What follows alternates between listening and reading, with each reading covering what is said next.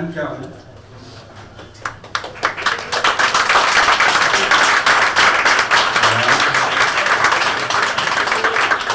Anne Caron nous fait l'honneur d'avoir mis cette parure de MOF, d'ailleurs Musée de France. Ça aussi, c'est une jolie évolution dans notre métier, parce que le MOF, ça date de 3 ans, je crois seulement, il n'y a pas de meilleur. Donc c'est aussi une transition, c'est une reconnaissance dans la profession. Je présente Anne.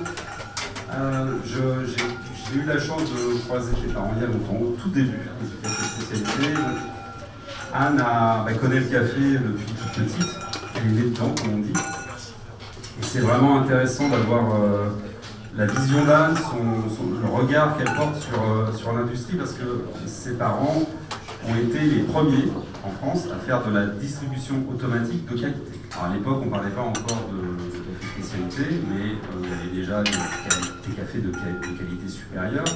Et c'est ce que ses parents utilisaient, et c'était un challenge parce que le niveau de la qualité, malheureusement pour ceux qui les voient, de la distribution automatique est médiocre. Alors ça change. Et ce qui est intéressant, c'est donc d'avoir le regard d'Anne là-dessus, la manière dont ça a évolué. Anne, petit à petit, est également arrivée au café de spécialité. Elle a continué l'œuvre de ses parents, à mon sens, en l'améliorant, je pense sincèrement. Elle diffuse en fait à grande échelle, puisqu'elle a des gros clients, et elle taquine des grosses maisons de café qui font des distributions automatiques, mais pas que. Et elle va prendre et elle se base sur la qualité, et c'est aussi un des signes de la transition dont on parle depuis tout à l'heure. Anne, je te laisse la parole. Merci Christophe. Comme tu le disais, c'est une aventure. En fait, c'est une aventure familiale pour moi, puisque l'entreprise a été créée par mes parents en 1974, ça fait un bail. D'abord dans la distribution automatique. Alors ça peut paraître un gros mot, la distribution automatique, pour les amateurs de café, et pourtant il n'y a pas d'exception dans ce monde du café. On est aussi passé par une première vague, une deuxième vague, une troisième vague. Dans les années 70, il faut savoir que la distribution automatique, le café en entreprise, la pause café, c'était juste là pour prévenir de l'alcoolisme dans les entreprises. Après, ça a évolué, c'est devenu un service, et c'est passé sur un mode de consommation de commodité, où on mettait en avant le service et pas le produit. Donc c'était une ligne budgétaire, coincée entre le PQ et la clim au gros. Alors là, on parle pas beaucoup du produit, effectivement, et le génie qu'a eu mon père, c'est de se dire je vais torréfier mon propre café, et tant qu'à faire, je vais faire le meilleur. Alors à l'époque, dans les années 90, tu parlais de l'expérience client, la troisième vague. L'expérience client de l'époque, dans la distribution automatique, c'était plutôt de faire fonctionner les machines. Donc on était encore assez éloigné.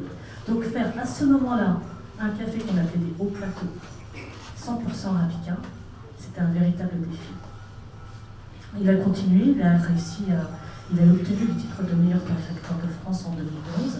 Moi, je suis arrivée dans l'entreprise, et comme je venais d'une université, d'une connaissance agricole, j'ai introduit dans l'entreprise ma vision, en fait, cette vision systémique dont on parlait tout à l'heure. Le café, c'est effectivement un produit qu'on boit tous les jours, qu'on partage, mais on oublie que c'est un produit agricole, avant tout. Et que nos choix, et tu l'as très bien dit dans l'introduction, en tant que torréfacteur, c'est d'abord de choisir. Les gens avec qui on travaille, c'est de choisir le café et d'en être fier. Donc 2%.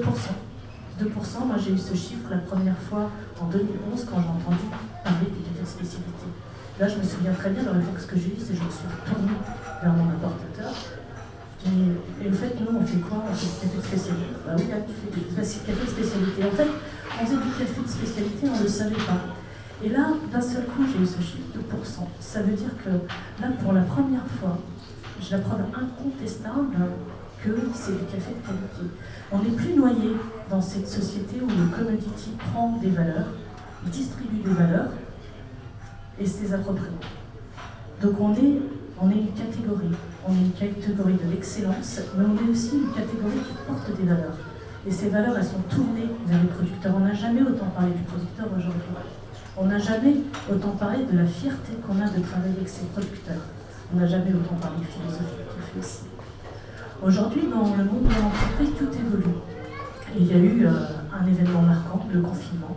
Et le confinement, les gens se sont retrouvés à l'extérieur de l'entreprise, ont consommé le café à l'extérieur de l'entreprise. Et là, depuis 2-3 ans, il se passe quelque chose. C'est que les entreprises qui affichent ces valeurs quels sont leurs alignements avec le café. Là où le café dans l'entreprise était une ligne budgétaire, qu'une ligne budgétaire, et qu'il fallait que la machine fonctionne et rende service. Donc c'est l'endroit de partage. C'est la chose qui a le plus manqué pendant le confinement aux Français, la machine à café, et le café qu'on partage. Donc une entreprise aujourd'hui qui choisit un service, qui choisit un café, qui affiche des valeurs de ne pas être aligné. Et il y a cette prise de conscience à laquelle j'assiste aujourd'hui. Donc on a la chance aujourd'hui, et les entrants sur le marché ont la chance d'être dans ce monde-là, où le café se réinvestit, la pause café réinvestit les vraies valeurs et celles du café de spécialité. Et j'espère que ces 6% maintenant sont vraiment des 8%, et bientôt 15%, parce que ce qu'on a à partager, c'est ça. Alors ça c'est intéressant, est-ce qu'on peut dire que le café est devenu, alors, en termes de valeur effectivement, les entreprises se servent du café qu'elles servent à leurs salariés pour afficher leurs propres valeurs qui doivent matcher avec le café. Ça c'est vraiment, j'ai remarqué aussi, c'est vraiment intéressant. Est-ce que tu crois aussi qu'aujourd'hui le café est un outil RH fondamental dans une entreprise? Le café est un outil RH fondamental, c'est clair, puisque il y a cette prise de conscience. Maintenant, on parle du marché de l'hospitality. On doit accueillir les gens en entreprise, c'est pas simplement du service basique. Déjà, l'espace de pause est complètement différent. On n'est plus sur une machine à café qui est coincée entre les toilettes, parce que l'arrivée d'eau est généralement proche des toilettes, dans le couloir. Maintenant, on a des véritables espaces de pause qui sont réinvestis. Et forcément, l'accueil des salariés doit être aligné. J'ai l'impression aussi que l'entreprise, le café est un des outils pour faire venir les gens dans l'entreprise. Et c'est un outil aussi pour les fidéliser. Je me trompe ou pas? Si tu savais ce qui se passe autour des machines à café. Vas-y. Alors c'est un outil de fidélisation, bien sûr, mais c'est aussi... toute la communication informelle de l'entreprise se passe autour de la machine à café. Et là, la notion de la pause café avant, donc on l'a dit, ça vient de café investi des entreprises pour lutter contre l'alcoolisme. La pause café, c'est devenu un temps de pause, mais en fait, c'est aussi un temps d'échange, et c'est la machine à café, vous croisez tout le monde. Ça va de la femme de ménage au DG de la boîte. Et c'est toute la communication informelle qui se fait autour de la machine à café, c'est assez impressionnant, et toutes les décisions qui sont prises, parce qu'il est improbable que dans une réunion, surtout, vu le nombre de visios qu'on fait en ce moment, vous puissiez croiser la personne que vous allez croiser à la machine à café et qui va vous faire évoluer sur le dossier sur lequel vous êtes en train de penser. D'accord, c'est bien au-delà de ça, c'est au-delà de ça. Alors, les entreprises ont compris l'intérêt d'avoir un café digne, si c'est un bon café. Est-ce qu'elles sont prêtes à payer? Parce que c'est un peu plus cher. Ce qui est difficile aujourd'hui, en fait, c'est de faire le tri entre le café de commodité qui va afficher des labels et le café de spécialité tel qu'on le propose. Et on a toute notre responsabilité, ça vise à éduquer le consommateur et aussi les acheteurs finalement qui sont aussi indirectement nos consommateurs. Donc il ne faut pas que le café de spécialité et les valeurs du café de spécialité restent confidentielles. C'est dur ça. Là on en revient à la fameuse communauté de confiance. Exactement, le lien de confiance. Ouais. Et effectivement, quand on parle du coup de toutes les valeurs qu'engendre un café de spécialité, cette responsabilité, la mise en avant des producteurs, l'accompagnement agroécologique, le transport à la voile, c'est tellement vaste, c'est tellement complexe que si l'acheteur puis le consommateur intègrent l'ensemble de ces valeurs, on ne parle plus de prix, puisque la différence de prix, certes, il y a une différence, mais par rapport à l'ensemble du projet, elle n'est pas si impactante. Puis en fait, on se rend compte que la différence du prix au kilo, on la voit, 1 euro, 2 euros, mais à la tasse, c'est ridicule en fait. À la tasse, c'est effectivement peu impactant. Et souvent, dans les entreprises, en fait, le café il peut être offert aux consommateurs, mais il peut être payant.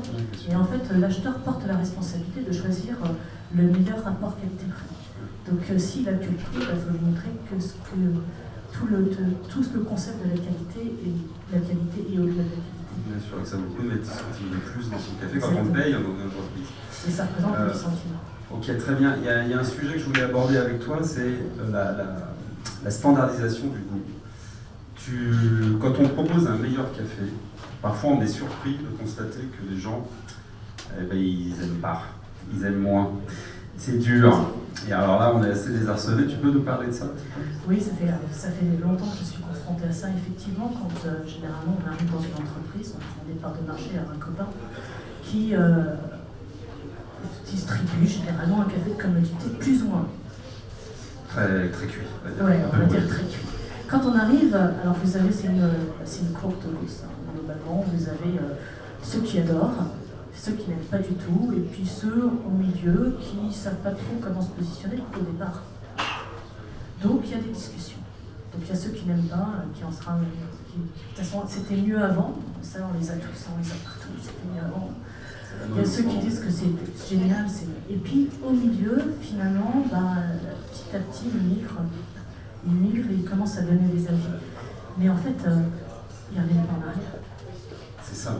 Ils ne reviennent pas en arrière, ils ne reviendront plus en arrière parce qu'ils se sont habitués à plus mettre de sucre. Ils se sont habitués à avoir cette longueur en bouche, ils se sont habitués à cette légère acidité, cette trace d'amertume. Et dans un sens, le goût évolue, il s'habitue, mais par contre, on ne revient jamais en arrière. Voilà, on ne revient jamais en arrière quand on parle de produits de qualité. Merci, Anne, tu veux ajouter quelque chose? Non, je pense que le message important, c'est de savoir que le café, fait partie du monde de la gastronomie. Il faut être fier de le dire. Et le café fait partie du monde agricole. Et ça, il faut être fier de le dire aussi. Ouais, et que le café, ça s'achète chez un torréfacteur et pas sur un rayon de supermarché. Et ça, c'est comme ça. Merci Anne.